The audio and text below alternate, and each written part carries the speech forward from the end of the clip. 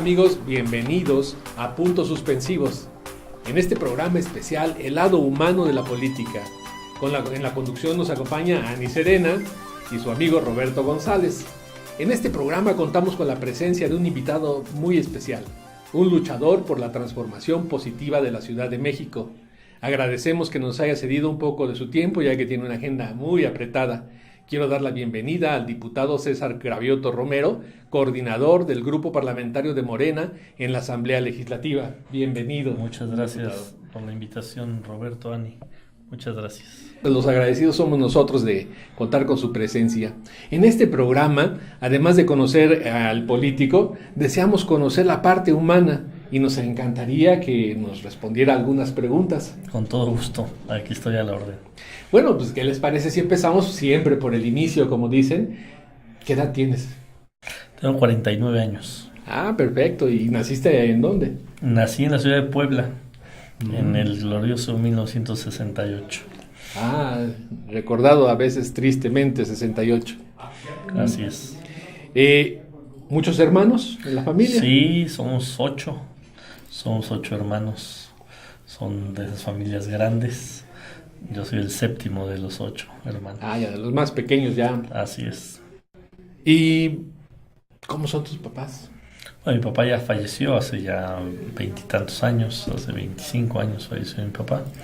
Mi mamá tiene 81 años, afortunadamente está bien de salud, está entera. Ah, qué bueno, qué bueno.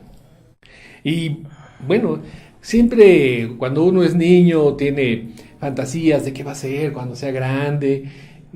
A veces nos gustaría dirigirnos en una profesión, luego en otra y cambiamos constantemente. ¿Cuáles eran tus sueños en esa etapa de infancia? Fíjate que a mí me gustaba hacer lo que ustedes hoy hacen. Me gustaba narrar partidos de fútbol, me gustaba tener un micrófono. Siempre me gustó el tema de los medios. De hecho, soy comunicador de profesión. Ah, qué bien. Yo creo que ese era como lo que más me gustaba. ¿Y luego cómo cambiaste a la política? Bueno, pues te va llevando la vida, la propia situación del país, el viajar y darte cuenta que lo que se vive en México no es correcto, no es normal, no debemos de acostumbrarnos, y eso me llevó a meterme a luchar por cambiar este país. En aquella época de infancia, ¿estudiaste también allá en Puebla la primaria? No, desde los que yo tenía 4 años la familia se vino a vivir a la Ciudad de México, y en realidad soy ya chilango toda la vida. Soy chilango de adopción, por adopción. Dicen que los chilangos nacen donde quieren. Los chilangos nacemos donde queremos, ¿sí? Y amamos esta ciudad porque por eso he vivido toda mi vida en realidad aquí. Pues sí, es hacer toda una vida. ¿De la infancia tienes algún recuerdo importante de esas cosas que a veces nos acordamos y las volvemos a recordar porque nos hicieron muy felices o porque fueron extraordinarias en nuestra existencia? No, pues muchos recuerdos, ¿no? ¿Sí? Bueno, algo que yo digo mucho en los eventos cuando hablo con la gente, que a mí me pasó y seguramente a ustedes también les pasó, que pues yo podía jugar hasta las 10, 11 de la noche en la calle con mis amigos. Vivíamos ahí en una unidad habitacional ahí en la Jardín Balbuena, y entonces eran 4 edificios que hacían un cuadro, y entonces en medio de los 4 edificios pues había un jardín y había pues un espacio muy amplio para jugar, y pues nada más nos gritaban los papás: ya súbanse. Y ahora nuestros hijos, nuestros nietos no pueden hacer eso. No. Y es algo que no es correcto, es algo que no es normal, es algo que tenemos que cambiar. Tenemos que luchar para vivir en un país donde nuestros hijos, nuestros nietos puedan regresar a eso, que pueda un niño de 10 años ir a la tienda de helado, que puedan los jóvenes de 12, 13 años estar jugando en la calle hasta las 10, 11 de la noche sin el Jesús en la boca de que lo van a secuestrar, lo van a raptar, se lo van a llevar, lo van a robar. Eso no es normal. tenemos que regresar a ese México que no fue tan lejano, que hace 15 años todavía se podía vivir en esas condiciones. Pues sí, realmente es lamentable que se haya deteriorado la situación social, el tejido, se haya roto el tejido social, unos cuantos lustros, ¿no? Unos cuantos lustros. Así es. Y pues lo que tú dices es muy importante, debemos recuperarlo y nunca verlo como normal. Esto no es normal. No es normal, que vivamos en un país tan inseguro. Así es. Y tan desigual. Sí, ahora ya tenemos 32 familias, ¿no?, que detentan ahí la mayor parte de la riqueza nacional. Así es. Bueno, pues vamos a continuar en la etapa de tu infancia. A ver de qué me acuerdo. Bueno, ya tiene rato. ¿En qué primaria estudiabas? Estuve en dos. Estuve una parte en una que se llama la Ciudad Prócer de Guanajuato, allá en la Jardín Balbuena, y después nos cambiamos hacia la zona de Naucalpan, y ahí estuve en otra, Las Américas se llamaba, el último año, sexto de primaria. Bueno, y de ahí pasas a secundaria. ¿En qué secundaria? En la secundaria técnica número 13, también en Naucalpan, y después de ahí al CCH Naucalpan, ahí estudié, soy CCHero. CCHero. ¿Y qué tal en cuanto a conducta? ¿Bueno? En cuanto a conducta, bueno, en términos generales sí. ¿Y qué tal en el estudio? Bien, en términos generales bien. Nunca fui de puros dieces. Al contrario, en secundaria, en prepa sobre todo ahí más o menos, en CCH no tan bien, pero después ya en la universidad me dediqué un poco más a la universidad y salí con buenos números. ¿Y alguna anécdota del CCH? Muchos. Pues el CCH es un método de estudio maravilloso que se ha modificado y que ya se perdió, como a mí me tocó estudiarlo. Eran 4 turnos distintos. Entonces, por ejemplo, yo iba en el primer turno de 7 a 11 de la mañana. Entonces, imagínate que un joven tenga de las 11 de la mañana en adelante libre. Imagínate todo lo que no podíamos hacer. Así es.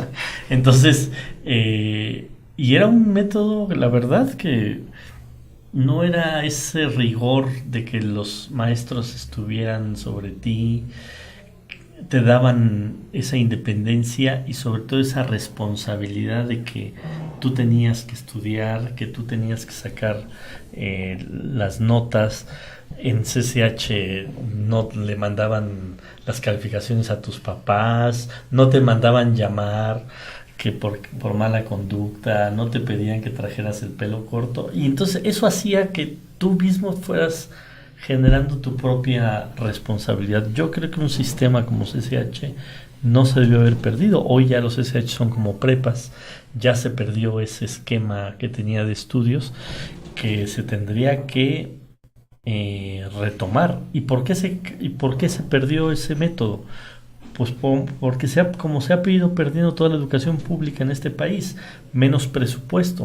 O sea, ¿qué implicaba que hubiera 4 turnos? Pues que hubiera muchos alumnos, y eso implicaba muchos maestros, y eso implicaba que se le tuviera que dársele recursos suficientes a los SH para que operaran en este sistema. Al cambiar esto, al reducirle los recursos a la Universidad Nacional Autónoma de México, hace que se reduzcan, que se vuelvan solo 2 turnos, y eso hace que no haya tanta posibilidad de que los jóvenes estudien. Entonces, es un tema, ahora sí que a colación de mi juventud, es un tema que hay que revisar, porque no es correcto que sistemas que sí funcionaban, como el CCH, se hayan modificado, se hayan perdido como tal, como estaba antes. Sí, en realidad la matrícula disminuyó y en prácticamente todas las preparatorias. Bueno, en sí hay muchísimos jóvenes que quieren acceder y no ha sido posible, ¿verdad? Es parte fundamental del problema de este país. A los jóvenes se les está cerrando la oportunidad para que crezcan, para que estudien, para la cultura, el arte. Yo me acuerdo que jugábamos ajedrez, siempre me gustó el ajedrez, y ahí había un maestro que se le pagaba para que mantuviera el taller de ajedrez. Entonces los chavos nos podíamos estar ahí otras 3 horas jugando ajedrez, pues que el ajedrez además te ayuda a otras cosas en lugar de andar en la vagancia. Bueno, sí es un poco de vagancia, pero es, digamos, una vagancia dirigida. Pero hoy no hay nada de eso, ¿no? Hoy no hay nada de eso. Entonces hay que acercar a los jóvenes cultura, arte, deporte, para que retomemos a nuestra juventud a los cauces que tiene que tener un joven en esos años. Y hablando del arte, ¿qué música te gustaba en ese tiempo? En ese tiempo, pues rock, más rock en español, rock en inglés. Rock en inglés que era sí. el mejor. Bueno, muy bien. ¿Y cuántas novias? No, soy como dicen los caballeros, no tenemos memoria.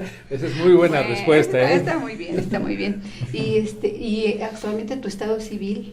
Soltero. Solterito. Soltero. ¿Y has pensado en el matrimonio? Ya he estado casado, por lo pronto no está en mi visión, por lo menos en el corto plazo. Bueno, ¿y los hijos?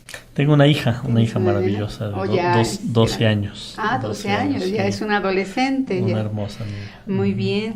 ¿Y qué opinas del matrimonio entre personas del mismo sexo?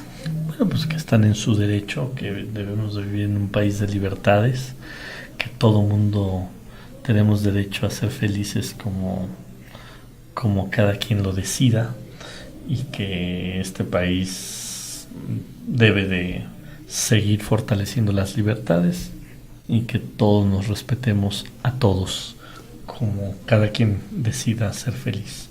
Es muy, muy buen pensamiento, ¿verdad?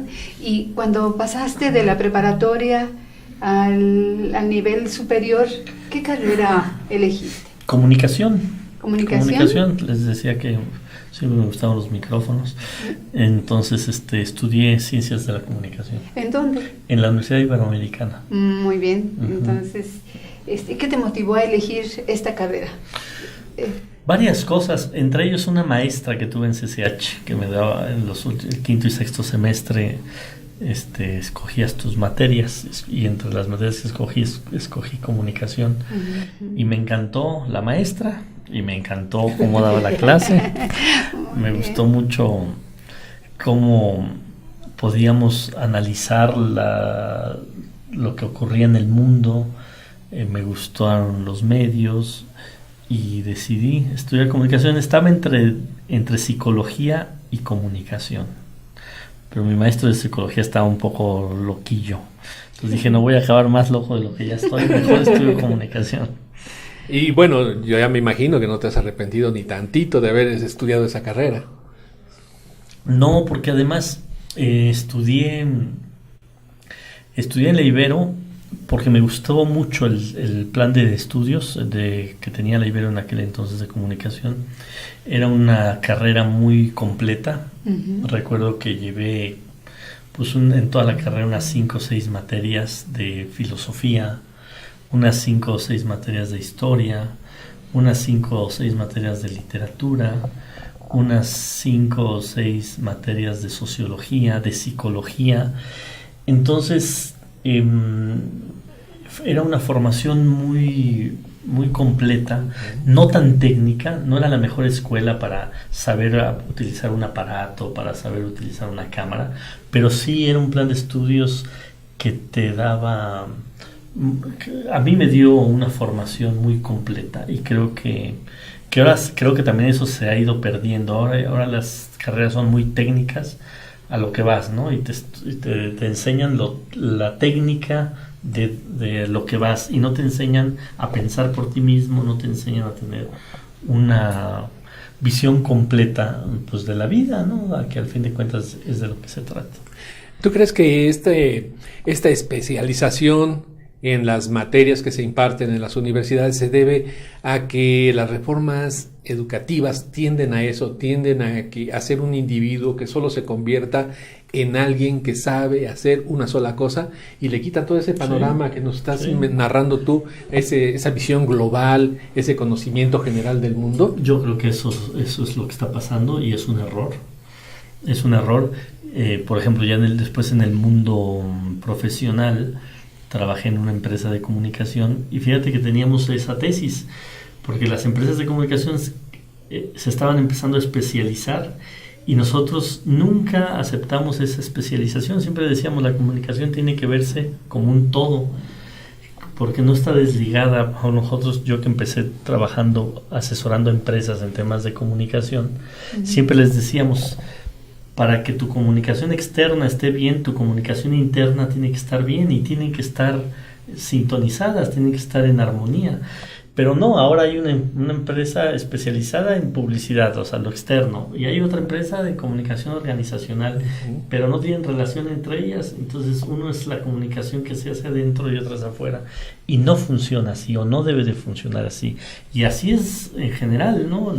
Las carreras se están especializando y yo creo que no necesariamente es la mejor manera de enfocar, porque al fin de cuentas un profesionista pues no solo tiene que saber su técnica, sino tiene que saber su entorno. Las materias o las carreras tienen que siempre tener un toque humanista. Aún la carrera que uno pensaría que está más alejado del hombre, pues tiene que ser humanista, porque pues todas las carreras implican pues que vivamos mejor los seres humanos. Pues sí, están inmersas en una sociedad y bueno, como tal, hay que ser sensible a esa parte. Voy a comerme un poco de claro que sí. rica galleta. No, sigan. Platícanos un poquito más de tu experiencia laboral. O sea, sabemos que estás en la política, pero ¿hubo algún otro tipo de experiencia laboral diferente? Sí, yo les decía que yo soy de comunicación. Trabajé en agencias de comunicación para empresas. Por ejemplo, pues fui asesor de empresas como Gillette, como bancos, como IBM, Manpower, empresas transnacionales grandes. Eso también me dio un panorama distinto. Después yo mismo puse una pequeña agencia y después pues de la comunicación salté, digamos, a la política. Pero sí ejercí mi carrera, me gusta mucho. De hecho, cuando todavía ya estaba, digamos, trabajando en gobierno, de repente, pues amigos que tenían agencias de comunicación me invitaban a escuchar proyectos que tenían y me gustaba involucrarme porque hasta me hacía salirme un poco de este mundo de la política, porque la comunicación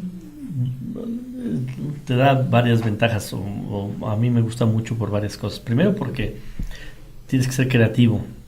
Segundo, porque conoces de muchos temas. O sea, yo les puedo decir que cuando trabajaba en Gillette pues conocí todo ese mundo de las rasuradoras y de los rastrillos, etcétera. O Manpower, pues me volví casi un experto en temas laborales porque tienes que conocer la legislación laboral, etcétera. Entonces, puedes aprender de muchas cosas estando en la comunicación. De todo, ¿verdad? De todo. Y bueno, ya que llegaste a la política, ¿tú en qué momento conociste a la doctora Claudia Sheinbaum? A Claudia la conocí en el gobierno de Andrés. Ella era la secretaria de Medio Ambiente, yo era el director de concertación política del gobierno de la ciudad y pues tuvimos pues relación en varios temas, ¿no? Ella, por ejemplo, le tocó, entre otras tareas, darle seguimiento a la construcción del segundo piso, y yo como director de concertación política pues me tocaba hablar con los vecinos que estaban inconformes con el segundo piso, y entonces ahí digamos que tuvimos relación. Y bueno, después temas más políticos de partido, obviamente cuando nació Morena y volvimos a coincidir. Ella en el 2012 tuvo, entre otras responsabilidades, una parte del proceso electoral en el estado de Puebla. Yo también estuve en el estado de Puebla ayudando en la elección de Andrés Manuel del 2012, ahí volvimos a coincidir, ya tiene rato. Y ahora, pues, estos últimos 3 años, ella como jefa delegacional en Tlalpan, yo como coordinador de los diputados de Morena, pues obviamente ahí estrechamos la relación. ¿Y qué visión tienes de ella? Bueno, es una mujer muy preparada, muy inteligente, muy sensible. Es alguien que muy organizada, tiene claro hacia dónde llevar las cosas. Creo que desde que estuvo en medio ambiente innovó muchas cosas para que pudiéramos contener la contaminación en la ciudad, para que pudiéramos medir la contaminación en la ciudad. Se metió a mejorar las condiciones de cuidado de las áreas verdes, de los bosques en la Ciudad de México.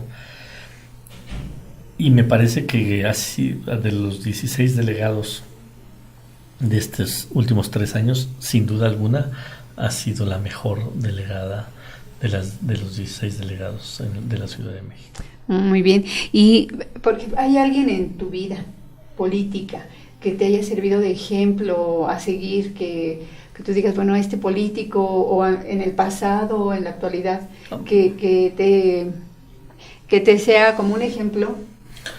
No, muchos, desde personajes de la historia de México, como Cárdenas, Juárez, el Nigromante,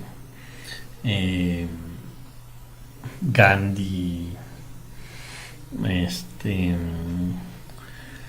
y obviamente el haber trabajado de cerca con Andrés Manuel López Obrador, la verdad es que es una gran enseñanza, ¿no? La verdad es que me ha tocado trabajar con personajes muy interesantes de la vida pública. Con Marcelo Ebrard estuve cerca en su campaña, con el propio ingeniero Cárdenas, Alejandro Encinas.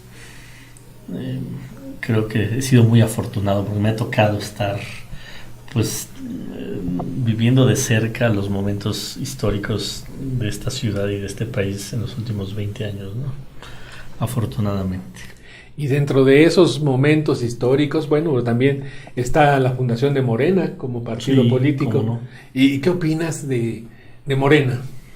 Pues es un gran espacio para construir para organizar y construir la transformación del país.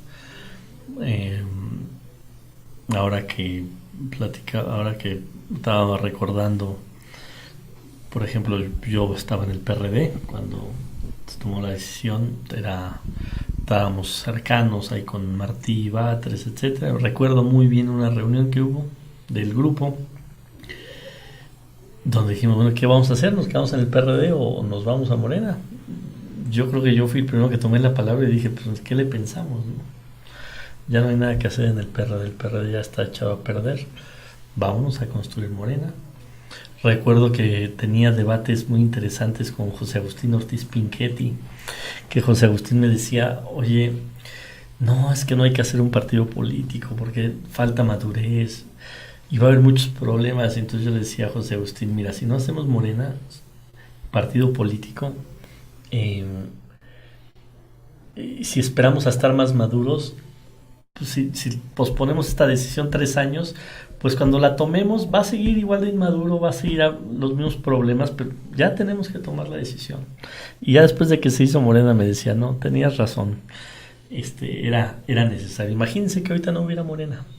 Nada más hay que imaginarnos hoy, como está el país, como está la ciudad, que no existiera Morena. ¿Por dónde canaliza la gente la posibilidad de transformación?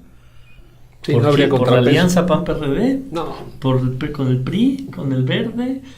Entonces, verdaderamente fue un momento, es un momento histórico para el país, para la ciudad, y no hay otra alternativa más que Morena. Yo cuando me decían es que va a ser muy complicado, yo conocí Bolivia poco después de que ganó Evo Morales, estuve por allá y me llamó mucho la atención. Me acuerdo que fuimos fui a una reunión. Yo trabajaba en la Secretaría de Desarrollo Social del gobierno de la ciudad, en el gobierno de Marcelo Ebrard, y me invitan a un evento que tiene que ver con lo social. Y estaba una subsecretaria del gobierno de Evo, y había unos diputados y que yo veía que como que la golpeaban mucho a la subsecretaria. Entonces, acabando la reunión, me invita a su oficina y le digo, oye, pues ¿qué no los diputados son de izquierda? Y me dice, pues eso dicen ellos, pero en realidad ya están con el régimen. O sea, ¿y qué hizo Evo Morales? Lo que hizo Evo Morales es algo similar a lo que estamos haciendo nosotros. Rompe con todo el sistema de partidos, hace su propio movimiento, y el partido históricamente de izquierda de Bolivia pues, se junta al régimen. Y Evo Morales los termina arrollando en la elección con su movimiento. Es lo mismo que va a pasar en unos meses en la ciudad y en el país. Vamos a arrollar a todos los partidos porque la gente ya quiere un cambio, y por eso va a votar masivamente por Andrés en la presidencia y por Claudia en la jefatura de gobierno. Bueno, dos personajes que indudablemente van a marcar al país en un antes y un después, pero yo te quisiera hacer una pregunta un poco incómoda. Incómoda. Déjame sí, acomodo. Exactamente. Sí, porque nosotros vemos a Morena y vemos a un gran líder que es Andrés Manuel López Obrador, es el líder natural de este movimiento. Pero, ¿y Morena sin Andrés Manuel López Obrador? ¿Cuál es la visión que tienes tú? Ya nos dijiste tú que es una valvulita por donde todos podemos canalizar todas esas inquietudes de transformar verdaderamente al país. Es un espacio donde la gente que ya no quiere más de lo mismo puede acercarse a este movimiento, a este partido. Pero ¿cuál es tu visión? Me gustaría mucho que me la dijeras. Sin lugar a dudas, Andrés Manuel López Obrador es el principal dirigente de Morena. Pero no solo de Morena, es el principal dirigente político de este país de los últimos 15 años. Uh-huh.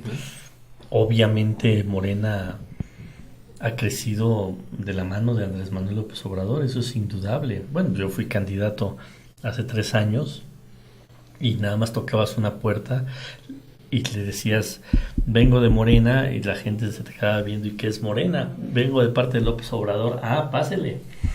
O sea, ganamos el 2015 en la Ciudad de México por Andrés Manuel López Obrador. En el 2015 la gente no tenía claro qué era Morena, pensaba que era una corriente más del PRD, no entendía bien qué era un movimiento, no sabía si era un partido. Se ganó el 2015 por el nombre de Andrés Manuel López Obrador, porque llevábamos en los volantes nuestra foto como candidatos y la conjunto con Andrés Manuel. Entonces, Morena y Andrés Manuel López Obrador pues van de la mano. López Obrador es el gran dirigente de Morena, por supuesto que sí, va a ser presidente de la República, pero a partir después de la elección, cuando gane Andrés Manuel, tenemos que ver de qué manera consolidamos el proyecto de Morena, dejando a Andrés Manuel en su responsabilidad de presidente de todos los mexicanos, pero los dirigentes de Morena tenemos que encargarnos de cómo fortalecemos el proyecto de Morena. Porque Andrés va a ser presidente de la República, va a dejar de ser presidente. Seguramente después de dejar de ser presidente se retirará de la vida pública del país. Pero Morena tiene que seguir y tiene que ser un partido organizado, un partido con proyecto, un partido con liderazgos claros, un partido democrático. Esa es la gran responsabilidad que tenemos los que de alguna manera tenemos algún cargo de dirección o alguna responsabilidad política. Tenemos que saber conducir a Morena como un partido democrático, como un partido que guarde su distancia del gobierno, porque si no nos vamos a volver como se volvió el PRI o como se volvió el PRD, o lo que decía el jefe de gobierno es cómo se comportaba el partido, o el mismo PAN que no se diferenció de su gobierno. Sí, obviamente el partido tiene que respaldar a su gobierno, Morena tiene que respaldar a Andrés Manuel López Obrador como presidente de la República, pero también tiene que conducirse hacia una vida propia como partido. Eso va a ser un gran reto, va a ser muy interesante cómo militantes y dirigentes de Morena podemos conducir ese trance de Morena a un partido más allá de Andrés Manuel López Obrador, porque insisto, él va a conducir los destinos del país y Morena lo tiene que acompañar y lo tiene que respaldar, pero Morena tiene que continuar con su vida interna. Bueno, todo indica que Andrés Manuel López Obrador será el próximo presidente, así lo dicen las encuestas, no lo estoy diciendo yo. En todos lados se maneja esa tesis, yo creo que va a ser así, pero también para poder gobernar se requiere el apoyo en las distintas cámaras y también se requiere el apoyo en los distintos gobiernos estatales. Yo creo que hay un reto ahí. ¿Cuál es tu opinión de ese reto? De para poder gobernar, tener el acompañamiento de los distintos niveles de gobierno. Sí, sin duda, sin lugar a dudas, se va a requerir bancadas importantes en el Senado, en la Cámara de Diputados. Vamos a ganar varias gubernaturas. Por lo pronto la Ciudad de México, Morelos, Veracruz, Puebla, Chiapas. Bueno, obviamente Tabasco. Por lo menos esas 6 vamos a tener muchas posibilidades de ganar. Entonces va a ser un presidente de la República que va a llegar con gobernadores de su mismo partido y con bancadas importantes a nivel del Senado y a nivel de la Cámara de Diputados. Por eso nosotros tenemos que llamar al voto parejo por Morena, ¿no? A diputados federales, locales, jefes de gobierno, en el caso de la Ciudad de México, alcaldes, todo por Morena. ¿Para qué? Pues para que podamos sacar a flote este proyecto, que digamos que el triunfo de Andrés Manuel va a ser el inicio, no es el puerto de llegada, será el inicio de la transformación del país, pero no va a ser sencillo, va a haber muchas intentonas de que no se pueda cuajar este proyecto, y para ello necesitamos entre más fuerza política, pero sobre todo más fuerza ciudadana. O sea, lo que nosotros tenemos que tener es mucha comunicación con el pueblo, mucha comunicación con la sociedad, para irles informando de todas las acciones que va tomando el nuevo gobierno hacia la transformación del país. Uno de los aspectos más importantes para que este país se transforme son sus leyes. Es el tipo de gobierno que se le va a imprimir. Y en este caso reviste una importancia muy fuerte los legisladores. Tú estás al frente de un grupo parlamentario aquí en la Ciudad de México, y me imagino, solo supongo, que en ese microcosmos, que se refleja igual que en el resto de la nación, pues no ha sido fácil para Morena tampoco. Se encuentran con los mismos obstáculos, los mismos contrapesos, a veces con alianzas raras por ahí. ¿Qué nos puedes platicar del trabajo legislativo en la Asamblea? Bueno, desde el día 1 se dio un acuerdo PRI-PAN-PRD para hacer una mayoría. No una mayoría que le dieran a los ciudadanos con sus votos, porque la mayoría se la dio a Morena.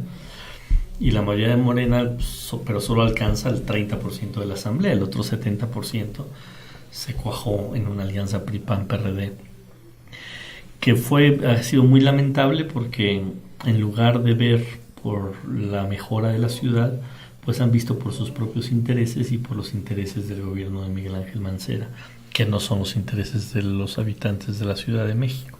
Eso, digamos, en términos legislativos. Pero en términos políticos, esa condición ha sido muy favorable para Morena, para nosotros. Ha sido muy favorable porque al darse esa alianza PAN-PRD-PRI, pues el PRD deja de ser un partido de izquierda, deja de comportarse como un partido de izquierda, deja de gobernar como un partido de izquierda, y entonces nos deja a Morena como el único partido de izquierda en la ciudad.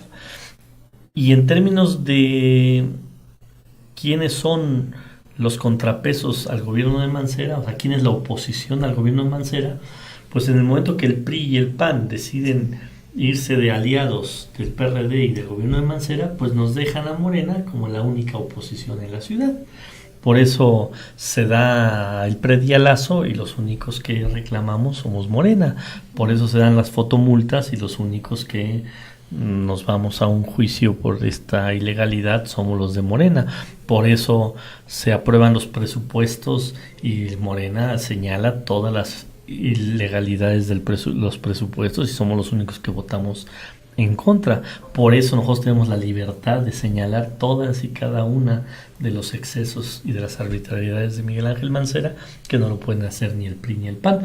Por eso Morena lleva 2-1 en la intención de voto en la Ciudad de México, porque hay que acordarse que ganamos en el 2015 por 100,000 votos.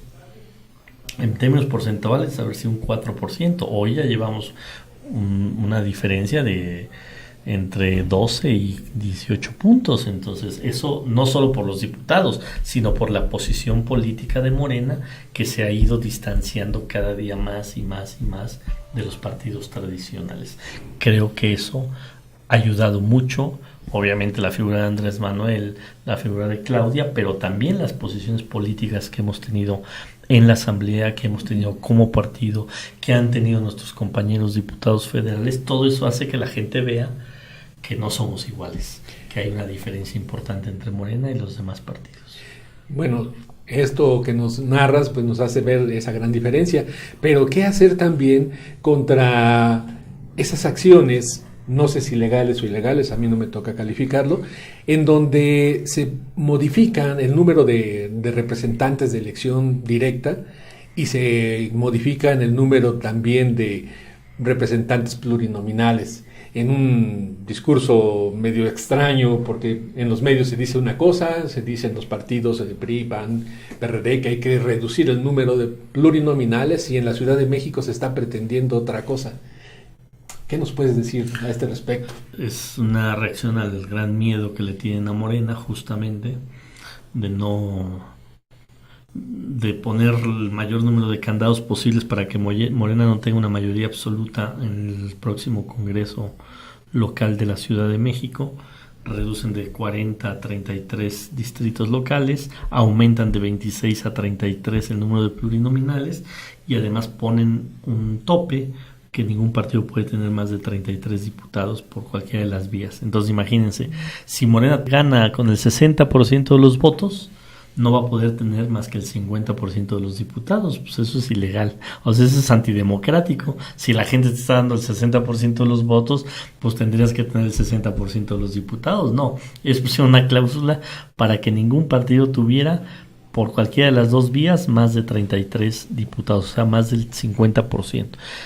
Pero no les va a salir la jugada. Primero porque nos va a ir demasiado bien. Yo creo que estamos en posibilidades de pelear todos y cada uno de los distritos locales. O sea, podríamos ganar todos los distritos locales, y con la alianza que estamos haciendo con el PT y con el PES, pues ahí podemos conformar una mayoría absoluta. Además de que la ley electoral de la Ciudad de México está impugnada, nosotros la estamos controvirtiendo en la Suprema Corte de Justicia.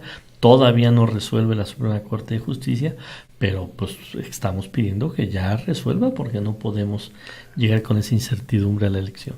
Bueno, la Suprema Corte de Justicia en algunos casos hemos visto se toma su tiempo para poder resolver, y en este caso podría ser posterior a las elecciones, y entonces estaría en un conflicto esta situación.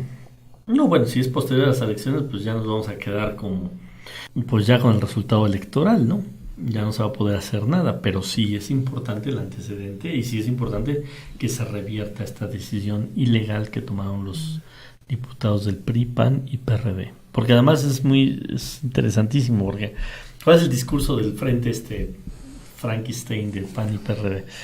Que van en contra del PRI, ¿no? Ese es su discurso, en contra del PRI, en contra del PRI. Pero si aquí en la Ciudad de México van de la mano los tres. Entonces, por eso digo que es una hipocresía brutal la que tiene el PAN y el PRD aquí en la Ciudad de México. Lo que critican a nivel federal, lo hacen a nivel local. No, casi Anaya va y se incinera ahí frente a la Cámara de Diputados por el fiscal carnal. Pues ahora quieren sacar a sus fiscales carnales aquí en la Ciudad de México con el voto justamente a favor también del PAN y del PRD.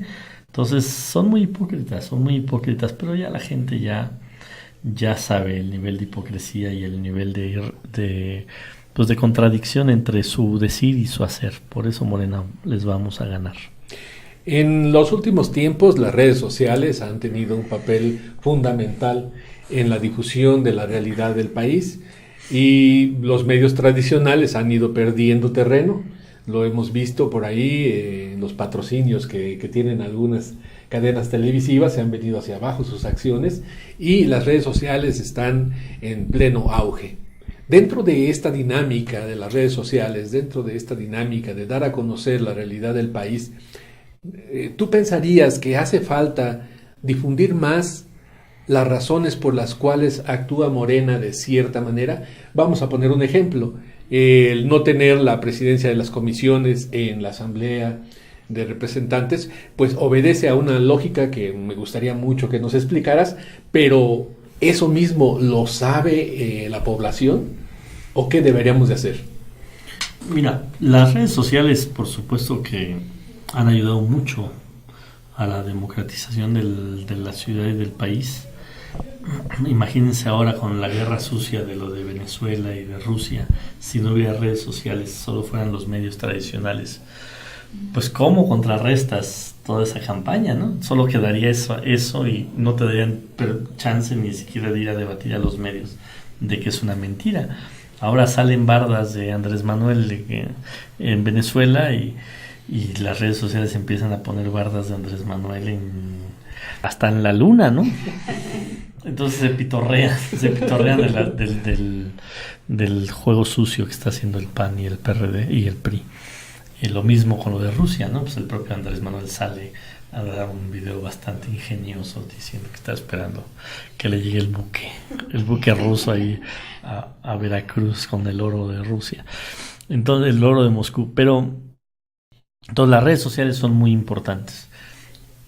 Aún así, no es tan fácil transmitir algo tan complejo como lo que pasa en un órgano legislativo, porque no se tiene no es tan sencillo transmitirlo. Pero sí, nosotros utilizamos mucho las redes sociales, utilizamos el Facebook, el Twitter, los propios medios alternativos como ustedes y como otros tantos que nos dan espacio. También cada día más también se abren los medios tradicionales porque no les ha quedado de otra de abrirse. Pero, por ejemplo, Televisa en 2 años y medio a mí no me había invitado como coordinador parlamentario a ningún programa, a ningún noticiero, etcétera. Tuvimos que tomar la tribuna de la Asamblea ahora con el negocio de Mancera que nos quiere dejar de la mega chimenea de 100,000 millones de pesos para que saliéramos en los medios. Y tuvo que ocurrir lo de Coyoacán, lo de los delincuentes estos comandados por Toledo de que nos agredieron para que nos volvieran a abrir Televisa. Pero por temas cotidianos o temas importantes de la Asamblea no nos abrían el espacio. Entonces, sí, obviamente las redes sociales están empujando a que se democratice.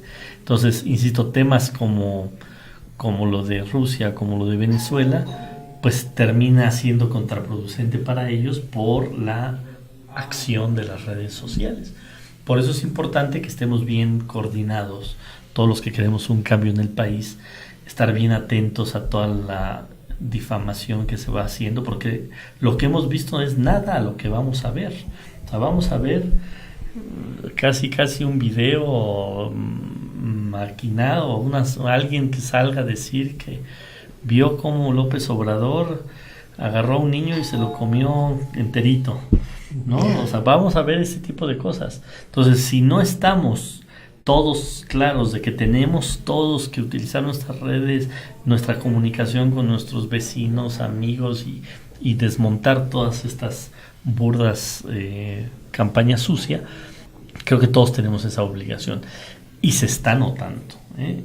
Yo creo que los estrategas estos que contratan con presupuestos multimillonarios, el PRI y el PAN, han de estar muy preocupados porque dicen, ahora qué vamos a sacar, lo que saquemos no los van a revertir. Ahora la venezolana esa que sale hablando que Andrés, pues ya resultó que es actriz, ya resultó que ya salió en un video hablando pestes de los mexicanos. Entonces terminan siendo boomerangs que se les van en contra de ellos. Entonces mejor que dejen de hacer campañas sucias, mejor que se pongan a hacer propuestas y a ganar el voto de manera decente, convenciendo a la gente y que gane el que mejores propuestas y el que más confianza le genere a la población. Esta manera de llevar campañas en donde, bueno, tú como comunicólogo lo sabes perfectamente, la imagen de los candidatos es importante, transmitir una imagen positiva de los candidatos, pero estamos viendo algo que ya, una fórmula ya aplicada en 2 sexenios, que es la guerra sucia, tener asesores, pero no para hablar positivamente del candidato, no para posicionar las propuestas de gobierno, sino para denostar al contrincante, para inventar rumores. Estamos viendo a los profesionales que ya están sacando la cabecita, ya sabemos nombres y apellidos, de esos profesionales del rumor, de esos profesionales que mienten. ¿Tú crees? Bueno, nos acabas de decir que la gente debe prepararse, que debemos estar atentos, y yo pienso que la gente cada vez les cree menos. Pero ¿tú crees que en provincia, que es otro universo distinto a las grandes capitales, tengan el mismo efecto esos rumores que en la Ciudad de México? ¿Y cómo contrarrestar eso? Yo creo que cada vez hay más claridad de todos los mexicanos de que Andrés Manuel López Obrador es la solución para los problemas que tenemos. Creo que cada vez hay más claridad de que muchos se dejaron engañar en el 2006 y en el 2012 y que ya no se van a dejar engañar, y eso lo vemos en todos los niveles. Ahora en el norte, que he estado en Coahuila, y ahora en Nuevo León, te das cuenta como empresarios te dicen, pues sí, yo era convencido de que López Obrador era un loco y ahora soy un convencido de que la única opción es con López Obrador. Pero es un cambio de 180 grados, de estar en la trinchera antiobradorista a pasarse a la trinchera de defender con todo el proyecto que encabeza Andrés Manuel. Entonces, por eso digo que cada día tienen menos efecto estas campañas, cada día van a tener menos oportunidad de que verdaderamente generen un daño al proyecto. Al contrario, yo creo que ya le tienen que medir. Porque mira, llega un momento en que la gente también se harta de esto y ya cada ataque ya lo ve como si fuera orquestado. Mira, no sé si se recuerdan este video de esta señora de Veracruz, la que recibió dinero.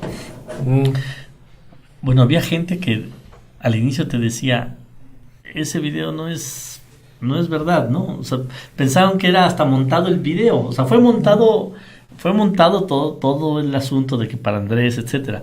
Pero bueno, el video existió y el dinero lo recibió, pero había gente que decía que hasta eso no era verdad, ¿no? Porque ya llega un momento en que ya pones una barrera y dices, todo eso es una irrealidad. ¿Por qué han sido tan burdos?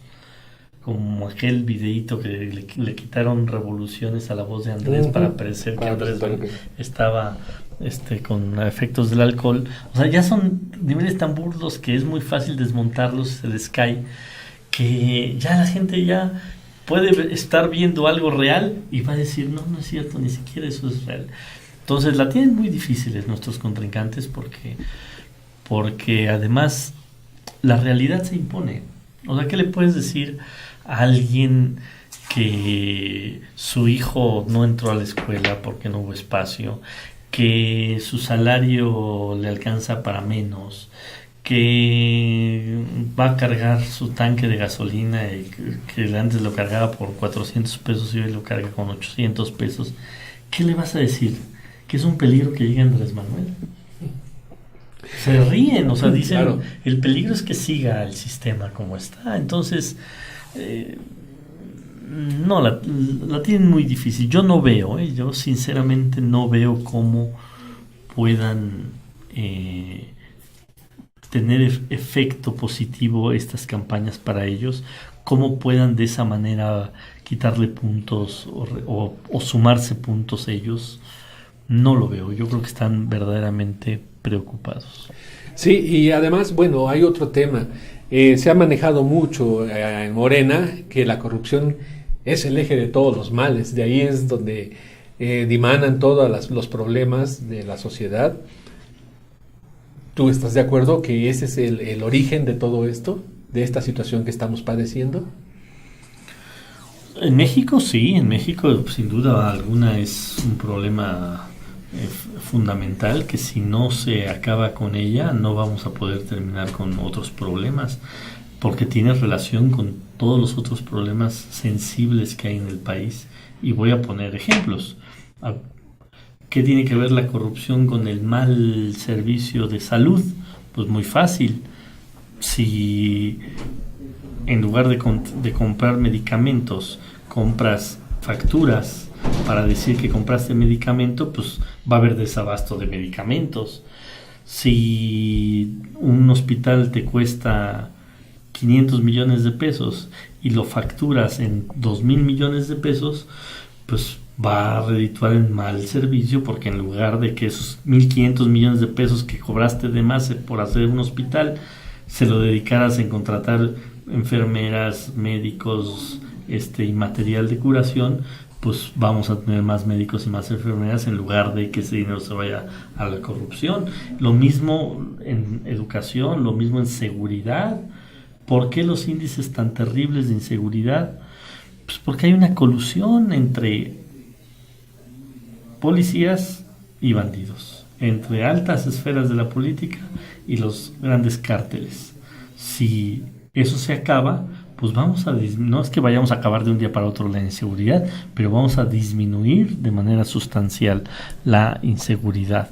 Entonces, hoy en México ya hay niveles de corrupción inimaginables. Yo creo que Durazo nunca se imaginó lo que se está viviendo ahora. Durazo era, como diría Andrés, un carterista comparado con los ladrones de los Yunes o de tantos bandidos que hay hoy en día gobernando de los estados y gobernando el país.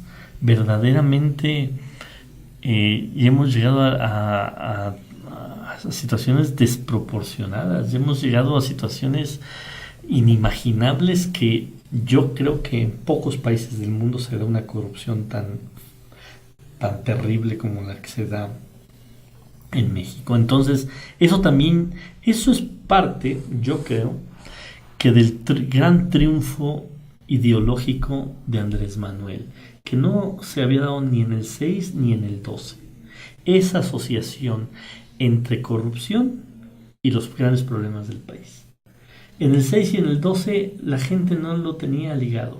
Bueno, tan es así que regresó el PRI al poder. Si la gente en el 12 hubiera tenido esa claridad de que la corrupción era el germen de los males del país, no hubiera habido forma de que llegara el PRI. Pero como no estaba esa conexión, pues la gente dijo, estuvo muy mal el PAN 12 años, pues voto por el PRI, porque ellos roban pero hacen bien las cosas, ¿no? Esa era como la lógica. Roban pero más o menos hacen las cosas. Estos roban y no hacen nada bien. Por lo menos el PRI roba pero hace bien las cosas. Pero la Casa Blanca, el avión presidencial, los escándalos de corrupción de este gobierno, los socavones, etcétera, hicieron clic. Y hoy la sociedad ya tiene muy claro que si no acabamos con la corrupción, no vamos a acabar con los grandes problemas del país. Y ese es un triunfo ideológico de Andrés Manuel, porque Andrés Manuel lleva 20 años hablando de eso. Nada más que la sociedad no lo conectaba. Hoy la sociedad ya lo conecta y ya dice, es fundamental que tengamos un gobernante decente. Decía Andrés Manuel en alguna entrevista que era muy fácil dar con los responsables de la corrupción, solo había que seguir el camino del dinero.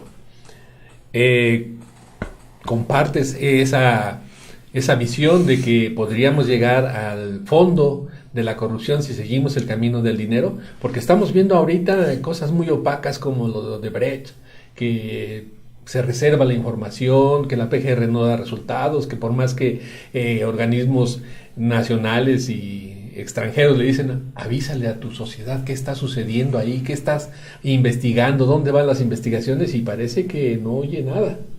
Y eso es un ejemplo claro de corrupción. ¿Tú crees que podemos combatir la corrupción?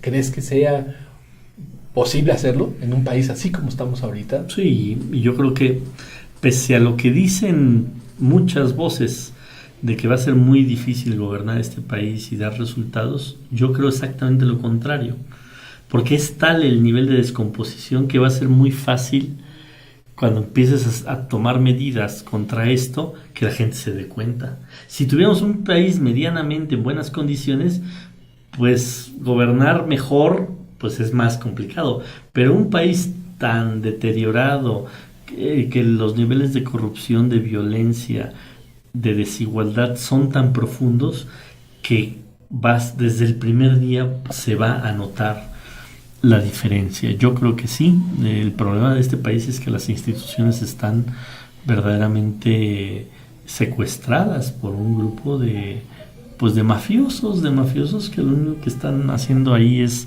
enriquecerse y enriquecerse.